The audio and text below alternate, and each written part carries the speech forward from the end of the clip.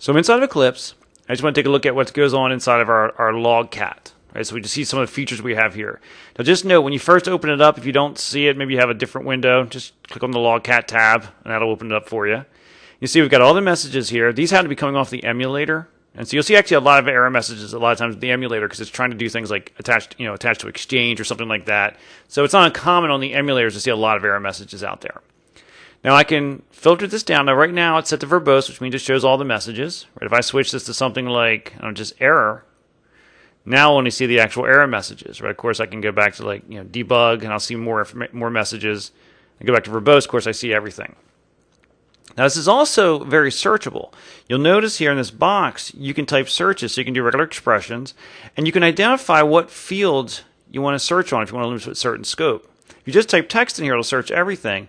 But let's say, for example, I only want to find information on applications that start with com.Android. Right? So I can do something like app:/com.Android. Now it filters it down to just the ones that start that way. Now you want to be really careful when you do that, because if you put a space in, the space gets included in the search. And you see that I'm kind of losing things now. Right? So you want to be really careful about that you don't put spaces in there. And you can search on a number of the columns here. You can see you can search by process ID, right, by application, right, by tag, or by text. So we can do that. Also, we can save the log file or the log contents out to a file so we can have it for later to examine. You can also predefine filters. If you could look over here, see if we can change the size of this a little bit, is that I can add a new filter, and so I can put a whole bunch of rules in here. I'll give it a name, just kind of like, I'll call this example, and say I want to only find things whose application name again is com.Android. And what level do I want? Let's say, I say instead of verbose, I want to have this to find everything that has an error message in it with com.Android. I say OK. Now I can click on that anytime and get that filter. Click on all messages, I get everything back again, switch back into the filter. So it gives us that really easy way to see what's out there in the Logcat and filter down to a way that we can manage it and find what we're looking for easily. One last thing I wanted to mention about Logcat is that in addition to being able to use Eclipse or the ADB utility to read the contents of the Logcat buffers, you can read them directly on your device by just downloading an appropriate app.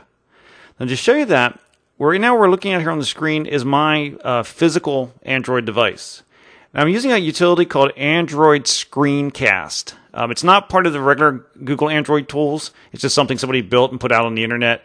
If you Google for Android Screencast, you'll find the utility. It's a pretty simple utility. It allows you to share the screen. It only shares about 4 or 5 frames a second, so you don't really see high-speed graphics on it or anything like that. And it has limited ability to control the device, but it's great for just sharing the screen. So if I want to view the Logcat directly from my device, what I need to do is go in, right, go to my list of programs, and what I'm basically going to do is head over right to the Google Play Store. Right, so just go to Google Play. And when I get in there, right, what I'm going to do is I'm going to search for Logcat. Right, so I go and just search for Logcat. And when I do, I'm going to find a whole bunch of apps inside of here. Now the one I happen to like is this one called A Logcat. But just check them out, see which one you like best. So if I head back here and I open up A Logcat, let's go into my list of apps. All right, so you got A Logcat right there. And basically it'll just show me the contents of my Logcat buffer. So it'll go out there to read it for me.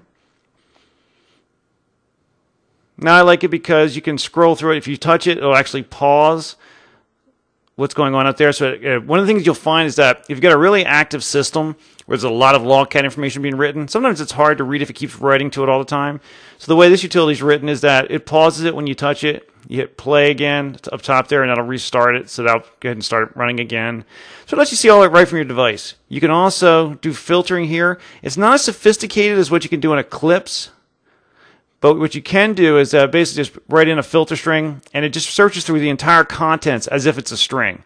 So you can just do a simple word or simple text search, or you can use regular expressions. But it's a really cool way to be able to see the contents of your Logcat buffer without having to be connected up to a desktop or having access to developer tools.